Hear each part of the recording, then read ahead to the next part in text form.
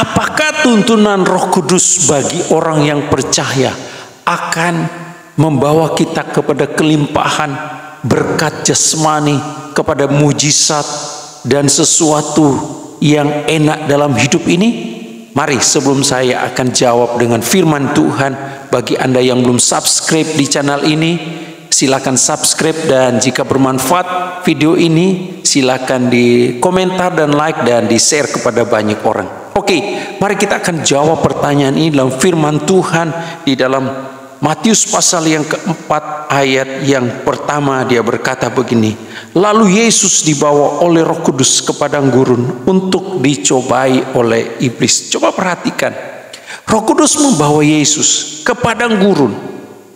Ternyata Bapak Ibu Saudara sekalian, tuntunan Roh Kudus bagi Yesus adalah di mana Roh Kudus membawa Yesus ke padang gurun.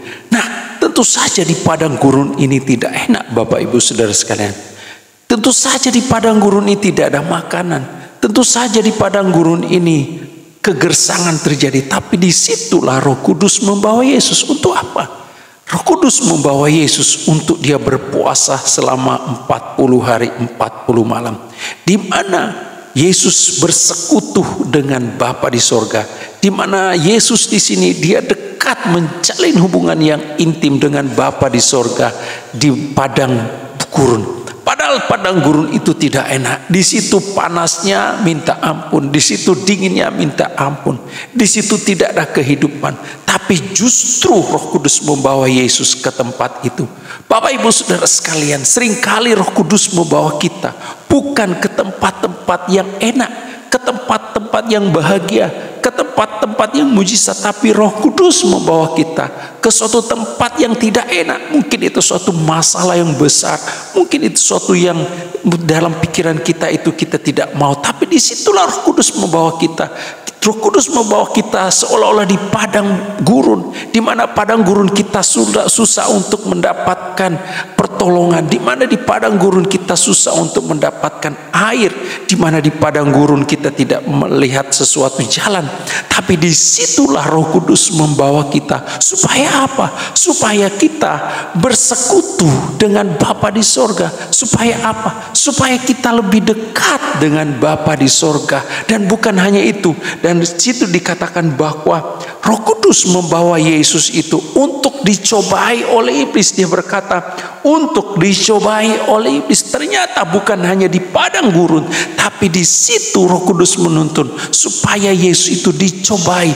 Bagaimana Yesus itu bisa kuat imannya ketika dia di padang gurun, di mana di padang gurun itu tidak ada makanan. Dia berpuasa selama 40 hari 40 malam dan dia merasa lapar, dan di situ iblis mencobai dia supaya Tuhan Yesus bisa jatuh. Tapi coba lihat di sini bahwa Yesus tidak jatuh ke dalam dosa.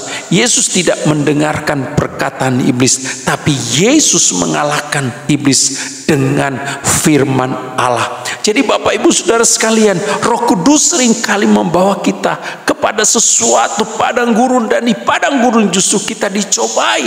Tapi ketika kita dibawa oleh Roh Kudus ke padang gurun dan dicobai, maka firman Allah harus ada di dalam diri kita. Firman Allah itu harus kita keluarkan untuk mengalahkan daripada si jahat, untuk mengalahkan daripada setan. Di mana setan ingin menjatuhkan iman kita, di mana setan ingin mengalahkan iman kita, tapi kita harus berperang, kita harus kalahkan siasat daripada si jahat itu dengan apa? Dengan firman Tuhan. Sama seperti Yesus mengalahkan iblis dengan firman Tuhan, demikian juga kita harus mengalahkan iblis itu dengan firman Tuhan ketika kita dibawa oleh Roh Kudus di padang gurun. Walaupun itu tidak enak, walaupun itu menyakitkan, walaupun seolah-olah tidak ada pertolongan, walaupun seolah-olah tidak ada jalan, tapi disitulah akan menguji iman kita. Disitulah akan membawa kita untuk kita mempraktekkan kuasa firman Tuhan. Kiranya renungan firman ini bisa memberkati, dan bagi Anda yang ada di kota Palembang yang belum ada tempat ibadah, dan mungkin bagi Anda yang kaum urban yang baru ada di tempat